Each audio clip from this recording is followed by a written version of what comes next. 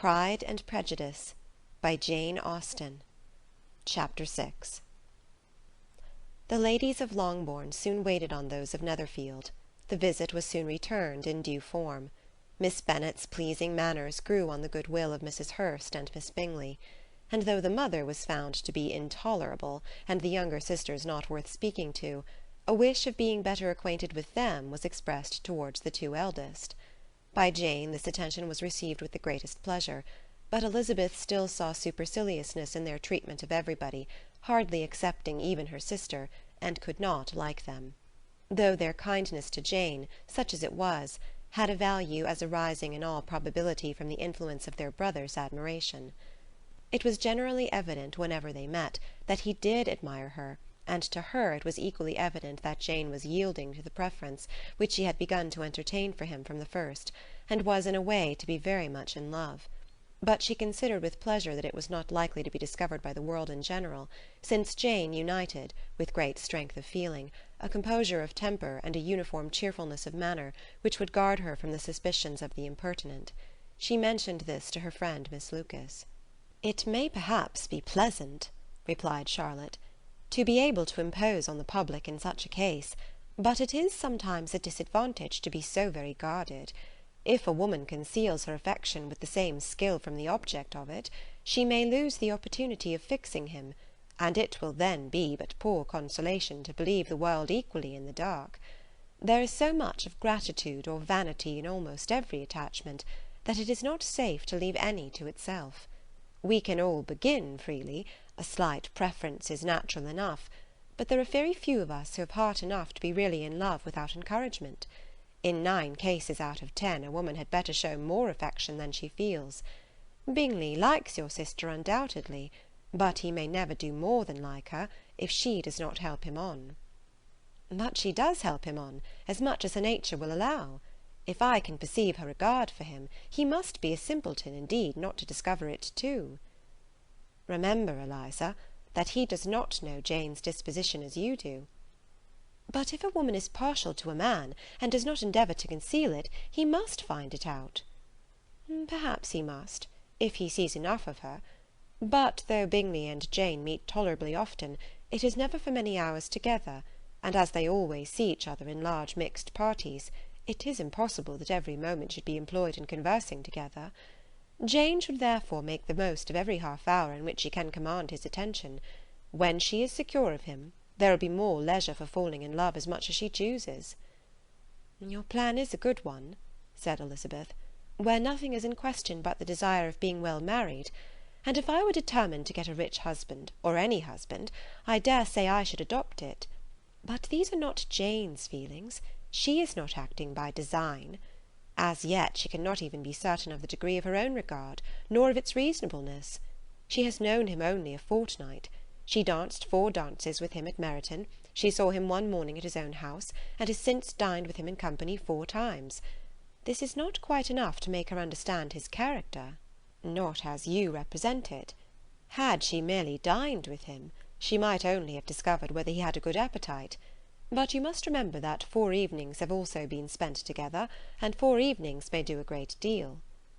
"Yes, these 4 evenings have enabled them to ascertain that they both like 21 better than commerce, but with respect to any other leading characteristic, I do not imagine that much has been unfolded." "Well," said Charlotte, "I wish Jane success with all my heart, and if she were married to him to-morrow, I should think she had as good a chance of happiness as if she were to be studying his character for a 12-month. Happiness in marriage is entirely a matter of chance. If the dispositions of the parties are ever so well known to each other, or ever so similar beforehand, it does not advance their felicity in the least. They always continue to grow sufficiently unlike afterwards to have their share of vexation, and it is better to know as little as possible of the defects of the person with whom you are to pass your life." "You make me laugh, Charlotte, but it is not sound. You know it is not sound, and that you would never act in this way yourself." Occupied in observing Mr. Bingley's attentions to her sister, Elizabeth was far from suspecting that she was herself becoming an object of some interest in the eyes of his friend. Mr. Darcy had at first scarcely allowed her to be pretty. He had looked at her without admiration at the ball, and when they next met he looked at her only to criticize. But no sooner had he made it clear to himself and his friends that she hardly had a good feature in her face than he began to find it was rendered uncommonly intelligent by the beautiful expression of her dark eyes.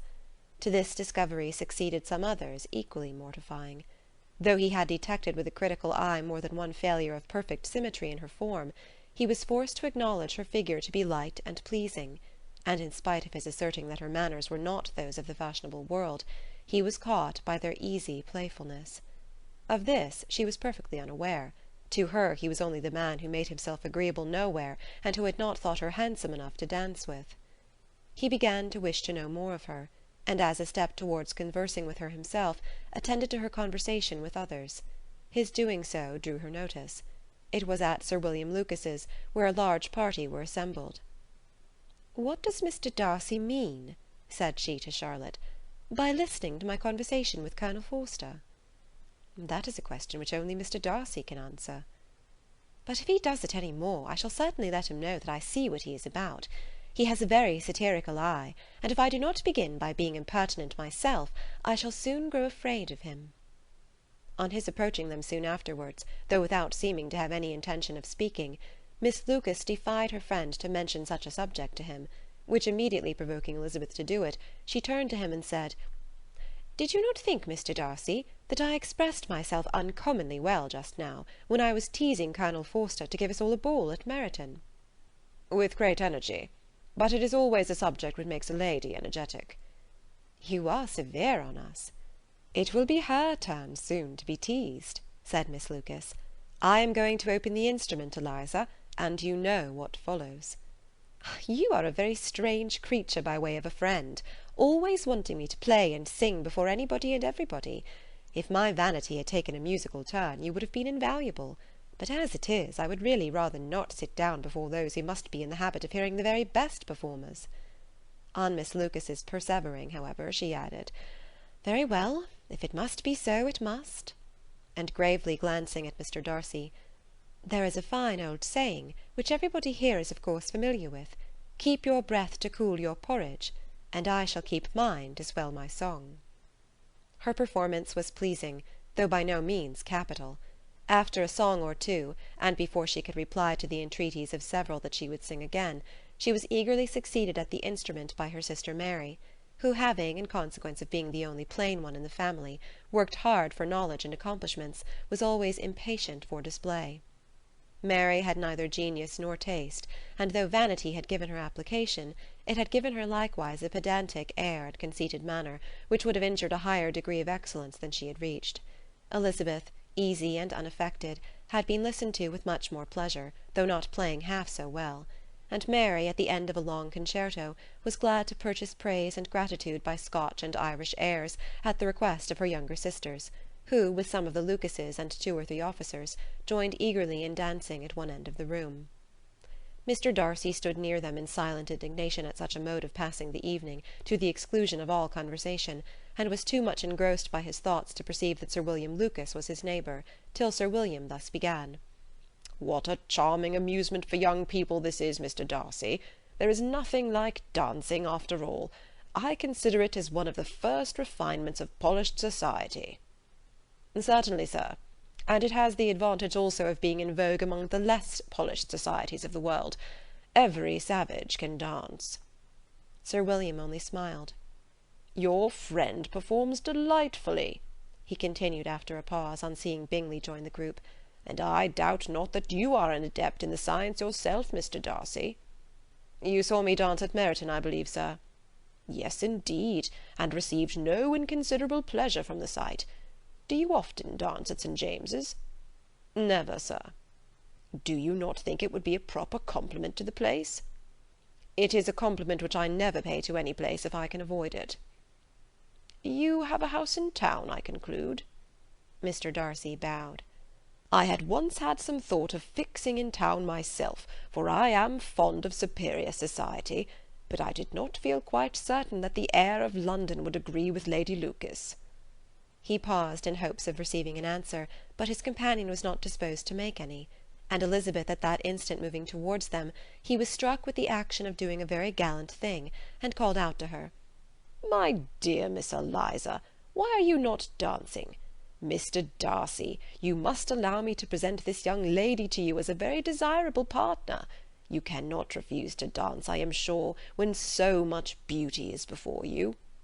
And taking her hand, he would have given it to Mr. Darcy, who, though extremely surprised, was not unwilling to receive it, when she instantly drew back, and said with some discomposure to Sir William, "Indeed, sir, I have not the least intention of dancing. I entreat you not to suppose that I moved this way in order to beg for a partner." Mr. Darcy, with grave propriety, requested to be allowed the honour of her hand, but in vain. Elizabeth was determined, nor did Sir William at all shake her purpose by his attempt at persuasion. "You excelled so much in the dance, Miss Eliza, that it is cruel to deny me the happiness of seeing you, and though this gentleman dislikes the amusement in general, he can have no objection, I am sure, to oblige us for 1/2 hour." "Mr. Darcy is all politeness," said Elizabeth, smiling. "He is indeed, but considering the inducement, my dear Miss Eliza, we cannot wonder at his complaisance, for who would object to such a partner?" Elizabeth looked archly, and turned away.